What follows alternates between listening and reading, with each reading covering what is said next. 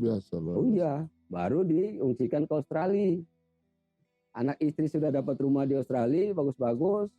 Baru Opa pulang sendiri untuk menggalang kekuatan tempur sekutu ini. Opa dibebaskan MacArthur untuk bikin pasukan sendiri, gorila namanya. Yang terdiri dari orang Hiri, orang arah merah pada umumnya.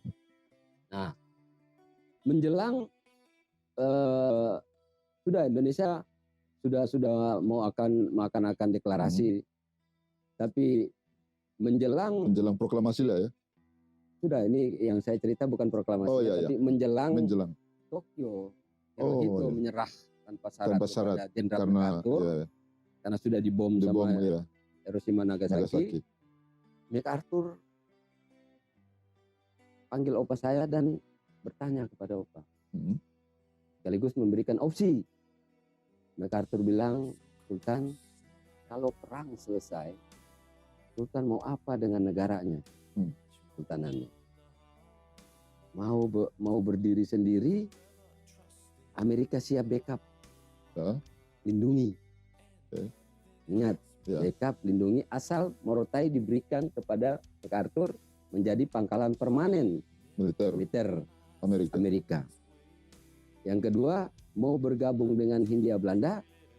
Yang ketiga, mau bergabung dengan RI. Indonesia sudah saat mau deklarasi. Apa saya bilang? Saya bergabung dengan Indonesia. Jadi Jenderal MacArthur, Sultan pada saat itu menyampaikan bahwa saya akan bergabung dengan Indonesia. Sekarang yang jadi pertanyaan, tawaran yang begitu enak dari MacArthur, kenapa ditolak? Sekarang ini kepala daerah kalau misalnya undang-undang bilang 10 kali boleh IKO, ini terus IKO nih. Betul. Nggak mungkin nggak. Betul loh. Ini raja berkuasa penuh. Betul loh. Itu di belakangnya ada Amerika lagi. Sebenarnya penggalan sejarah yang tidak boleh dilupakan, guys. Ini catatan buat kita nih. Ini saya tulis di buku, cuma karena untuk ngoni aja saya kupas ini. Masya Allah, ini kita harus bersyukur. Mudah-mudahan jangan diedit. Insya Allah tidak diedit. Ini akan full. Sejarah jangan dibohong-bohongi lah. Betul. Kita akan tahu lebih lugas soal sejarah negara Kesatuan Republik Indonesia dari beberapa sudut pandang perspektif sejarah yang boleh jadi ini tidak disebarluaskan selama ini. Padahal kan ini sesuatu yang sangat penting. Kita harus sepakat secara metodologis, walaupun metodologi sejarah juga menceritakan metodologi yang lain, tapi bagi saya itu secara metodologi ini, sejarah yang benar adalah sejarah yang diceritakan pelaku. Turun temurun. Dari Opa ke Papa ke saya. Yang harus saya lanjutkan. Artinya cerita ini harus terus dilanjutkan. Tidak boleh berhenti di sini. Dan terdokumentasi nanti insya Allah lewat mungkin buku. Sudah. Insya Allah akan kelar. Memang dari 2017 sampai sekarang 3 bab terus. Masya Allah. Oh, luar biasa. Jadi banyak. Sultan Ternate ini punya kemampuan juga di. Saya lanjut. Silakan. Kenapa beliau tolak? Ya. Ini penting. Ada tawaran enak ini kan. Ini penting. Saya telusuri melalui saya om-om, tante-tante yang mereka saksi mata langsung. Itu termasuk saya Papa. Rupanya Opa saya ini trauma. Lebih memikirkan agama dan adat istiadatnya. Ketiban dia punya kenikmatan tahta. Seketika dia menggelar pasukan di Morotai, itu dia lihat sendiri. Tentara wanita Angkatan Laut Amerika ini kalau panas ini main berbuka aja, main berjemur. Di situ pas saya punya pilihan, bangsa ini lebih berbahaya daripada bangsa Belanda. Belanda menjajah, Sultan melawan, ditangkap, dibuang. Gitu. Bangsa ini tidak menjajah tapi standby dengan peralatan militernya di belakang, melindungi tapi juga turut mengancam. Iya, taruhlah seperti itu. Melindungi sekaligus memberi. Jadi kalau pilihan MacArthur itu Opa terima, opsi negara sendiri dilindungi Amerika, ini budaya mereka kan akan masuk. Ya, benar. Seluruh pantai di Maluku Utara ini orang datang itu bikini itu. Iya, betul. Jadi secara budaya tentu sesuatu yang sangat membahayakan menurut dalam pandangan Sultan Iskandar Muhammad Jabir atau Aulia Jabir, dalam waktu lama budaya mereka dibiarkan, ini rakyat kita yang perempuan ini maaf, ini bisa menganggap ini budaya benar. Ya. Dan mereka bisa ikut-ikutan nih. Betul. Budaya Bali dan Betul. bisa ikut-ikutan.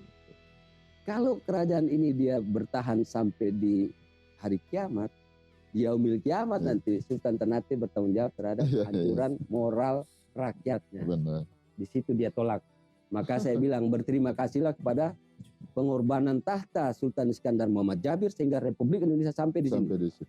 Bisa dibayangkan nggak? Ada konsekuensi geografis kewilayahan dari Republik Indonesia kalau Sultan Iskandar Muhammad Jabir memilih opsinya MacArthur. Betul. Pertama. Betul. Kenapa? Yang jelas kami akan runut wilayah kami. Ya. Wilayah tradisional Sultan Babula. Betul. Mulai dari Mindanao, Hulu, Sambuanga, Sabah, Sarawak, Brunei, Sulawesi semua, NTB, NTT semua, Maluku semua. Republik Indonesia sampai nggak kemari? Sementara Amerika standby dengan peralatan tempurnya yang begitu canggih. Betul. Ya kan? Ini catatan sejarah yang harus dipikirkan jadi pertimbangan pemangku negara dari pusat sampai daerah. Ya. Apalagi yang di daerah ini. Kalau pusat banyak yang menghormati. Ya.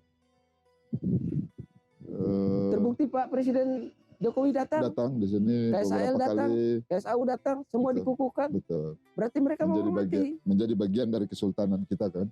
Iya. Yang pasti terlihat di situ bahwa Sultan Iskandar Muhammad Jabir benar-benar merah putih. Ya. Betul. Lebih pentingkan Republik daripada beliau punya tahta. Betul. Ini alasan-alasan tadi yang harus digarisbawahi bahwa yang paling penting adalah catatan penggalan sejarah ini harus terus didengungkan sehingga orang tahu betul, publik Maluku Utara, publik Indonesia tahu bahwa NKRI ini itu punya kontribusi besar dari kesultanan ini. Sangat. Gitu. Jadi tadi penegasannya mungkin di situ. Ya, sudah sampai di situ. Ya, saya beranjak ke situasi saat ini.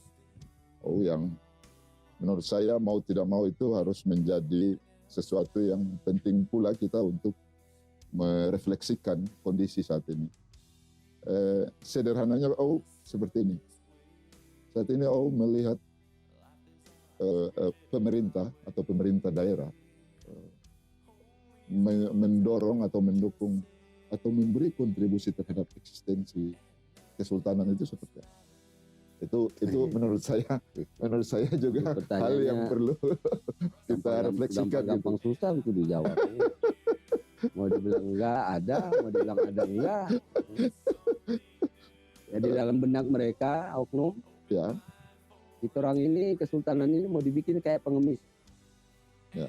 Jadi ada kegiatan, termasuk Ternate, Tidore, Bacan, Selolo, sama. Benar. Nanti ada kegiatan baru kita bermohon proposal, itu kan kayak pengemis. Betul. Sementara wilayah yang kami punya, termasuk kandungan di dalam wilayah itu. Betul. Berapa triliun yang diangkat? Betul. Kok kita orang mesti jadi pengemis? Ya. Makanya Presiden datang kemarin ketika Presiden berkenan untuk memperbaiki keraton dengan kewelas asihan beliau. Lo tanya apa nih Pak Sultan yang bisa saya buat untuk keraton? Nah, alhamdulillah. Yang saya jawab tanah adat dulu. Iya, kebetulan Pak Presiden ini ya tanah adatnya wilayah. Iya. Jadi ini kan hak ulayat kan hak kita. Hak ulayat kan. Hak kami. Hak kesultanan. Diinvestasikan pertambangan oleh pemerintah, tapi kok nggak ada kontribusi ke kesultanan. Langsung dia panggil, ini bagus ini, yang sekarang direkam ini. Ya. Dia panggil dia punya sespri itu, Pak Notes kecil. Kamu tulis perintah saya ya. Seluruh tambang di Maluku Utara ini wajib kasih kontribusi ke kesultanan. Tulis perintah saya ke Menteri Invest. Oh, dia tanya, Sultan sudah bikin catatannya belum? Nah, kalau sudah bikin kasih saya bawa, kalau enggak nanti diantar aja. Sudah kita antar. Kemarin juga sudah ketemu staf ahlinya, staf khususnya Pak Bahlil. Ya, dia akan ada tindak lanjut kedua. Obrolan kedua. Artinya sebenarnya soal pola kemitraan yang seharusnya diatur secara baik sehingga tadi tidak tampak seperti kita ini kesultanan seolah-olah menjadi tanda petik menjadi pengemis gitu kan. kan sesuatu yang tidak menggembirakan. Gitu. Padahal kan sudah kita ketahui bersama tadi beberapa sejarah. Nah, ini saya dengar-dengar juga saat ini mungkin akan berkontribusi lah membangun bangsa ini mungkin melalui pencalonan ke Dewan Perwakilan Daerah. Saya mendengar di beberapa media, kurang lebih itu yang tercover. Jadi saya ingin mengkonfirmasi betul, dan di hasil KPU kemarin kan sudah ada itu. Lumayan lah. Jadi cita-cita ini gimana? Ada beberapa isu yang hendak saya antar ke Senayan. Walaupun kita sama-sama tahu taring DPD nggak begitu tajam, tapi katakan karena dia bagian dari suprastruktur, suprastruktur politik di Indonesia ya, nggak bolehlah melalui situ kita antarkan isu-isu itu. Betul. Yang pertama, isu pemekaran wilayah berdasarkan etnis. Jadi saya ingin mengajukan Maluku Utara ini mesti sebanyak-banyaknya dibekarkan, baru dia bisa berkembang. Tentang kendalinya lebih sedikit, pendek, lebih bagus, dan tidak ada kecemburuan mengenai kandungan-kandungan mineral yang ada di bawah tanah. Misalnya loloda sendiri, loloda sendiri, ibu sendiri, terus galela sendiri, Tobelo jadi kota, Kau jadi Kabupaten Kau Raya, Jelolo jadi kota, terus Gane jadi Gane Raya, Obi sendiri, Makiang Kayowa sendiri, Mangoli sendiri. Bila mana di setiap wilayah yang berdasarkan garis-garis ini saya ambil berdasarkan wilayah kesultanan yang dulu memang kita sistemnya sudah seperti itu. Ini wilayah kesultanan sebenarnya kan. Kalau di situ ada kandungan mineral, maka tidak ada jadi kecemburuan lagi di masing-masing daerah. Masyarakat lingkar tambang dan di luar dari lingkar tambang. Kalau di ibu ada kandungan, maka orang ibu merasakan itu secara full. Loloda juga begitu. Tobelo juga begitu, Jelolo juga begitu. Begitu juga yang lain. Itu semakin mempercepat peningkatan taraf hidup masyarakatnya. Semua orang ingin jadi bupati. Semua orang ingin jadi ketua DPRD. Dan mungkin bisa jadi ada beberapa wilayah yang provinsi kalau dengan pemekaran. Provinsinya biar satu aja. Biar satu aja. Kebanyakan provinsi lagi nggak bagus. Nggak bagus.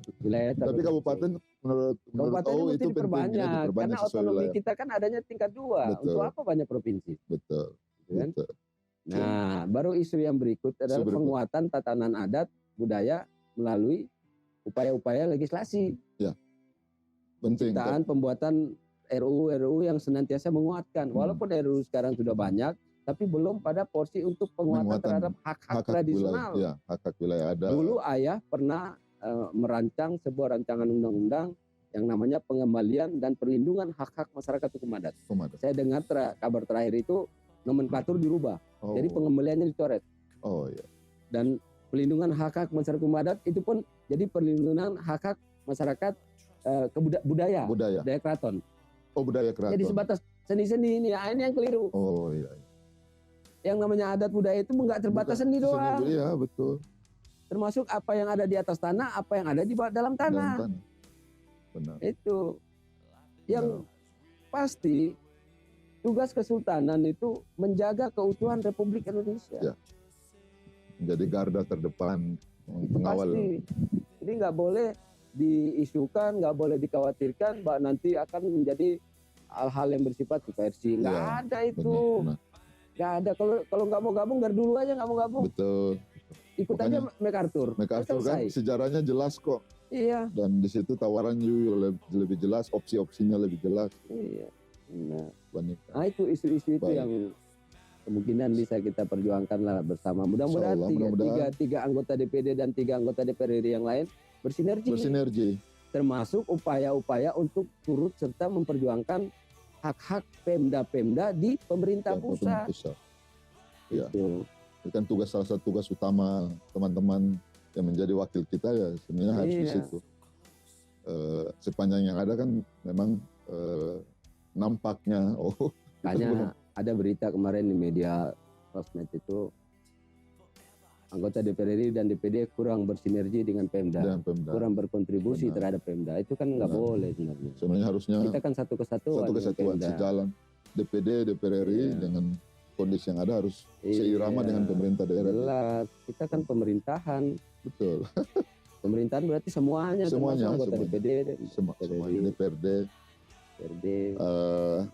Terakhir, ini tahun baru alhamdulillah kita lewati 2022 lalu masuk 2023. Tentu banyak harapan, banyak doa, banyak keinginan-keinginan yang mungkin kita harapkan bisa terwujud di 2023. Saya ingin bertanya ke AU kira-kira harapan ke depan khususnya di 2023 ini seperti apa supaya minimal masyarakat kita punya optimisme. Kira-kira yang paling penting dan harus dilakukan oleh pemerintah maupun stakeholder yang lain itu seperti apa yang bisa Iya, kalau bicara harapan, saya pasti punya harapan banyak. Tapi untuk harapan itu bisa menjadi kenyataan, dasen bisa menjadi dasolen itu yang bisa-bisa aja nggak sesuai dengan harapan itu sendiri. Tapi setidaknya bisa kita orang kemukakan di sini adalah sinergitas antar kabupaten kota Maluku Utara untuk mendukung potensi-potensi masyarakatnya itu. Yang kedua, banyak potensi potensi lah. Kalau misalnya tambang di wilayah A begitu masif, pengeksploitasian dan keuntungannya juga kita orang sudah bisa dengar. Kenapa dari wilayah lain nggak bisa kerja di situ? Nggak bisa dimobilisasi untuk mendapatkan rezeki juga dari situ. Makanya kenapa isu yang saya mau bangun itu isu kabupaten per wilayah kesultanan kemarin atau wilayah etnis itu demi itu tadi. Jangan ada kecemburuan. Artinya terdistribusi merata lah. Nggak menutup kemungkinan dari luar juga datang. Itu biasa sudah itu. Orang mencari rezeki di muka bumi ini dari mana aja. Tapi minimal wilayah pribuminya bisa lebih ini ya. Saya menyebut penduduk yang ada di situ bisa lebih sejahtera lah. Yang berikut itu harapannya lebih meningkatkan, lebih menganggarkan baik pemerintah maupun perusahaan-perusahaan ini untuk membantu peningkatan kualitas SDM masyarakat. Aku melihat sejauh ini memang perhatian kita soal peningkatan SDM itu masih minim sekali. Saya sendiri banyak yang datang kemari minta rekomendasi untuk supaya bisa dapat beasiswa dari perusahaan ini, beasiswa dari sini, beasiswa dari situ. Itu kan kasihan. Kenapa dari sekian banyak keuntungan nggak sisihkan untuk memang khusus untuk peningkatan jangan pilih-pilih kasih, tapi memang juga diuji dulu. Yang kita kirim ke Laos ini betul-betul qualified, bukan cuma universitas di Jawa, keluar negeri juga. Kita bangga kemarin dengan teman saya punya putra itu, Pak Bahtiar Putra yang lulus terbaik di Harvard, ceramah dalam bahasa Ternate dia, salamnya. Luar biasa, di Manado sendiri. Itu. Sementara tambang begini banyak, Pemda begini banyak. Nah ini. Nah yang ketiga, penguatan akar budaya. Karena kita orang tanpa budaya itu menjadi apa sih? Identitas kita adalah budaya itu. Baru lebih dikuatkan dengan agama. Jadi adat matoto agama berjalan sebagaimana yang sudah digariskan leluhur. Masya Allah. Luar biasa. Itu luar biasa. Ini sekaligus wejangan untuk kita guys. Jadi saya kira ini menjadi poin catatan penting di bincang-bincang kita pada siang hari ini, dan terima kasih sudah berkenan menerima kita di Iki Story. Setiap cerita punya makna. Insya Allah kita akan jumpa di next episode. Ada beberapa catatan penting dari hasil perbincangan kita tadi akan kita tindak lanjuti melalui mungkin sharing informasi ke berbagai media.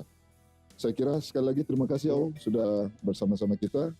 Oke guys, kita jumpa lagi. Terima kasih. Assalamualaikum warahmatullahi wabarakatuh.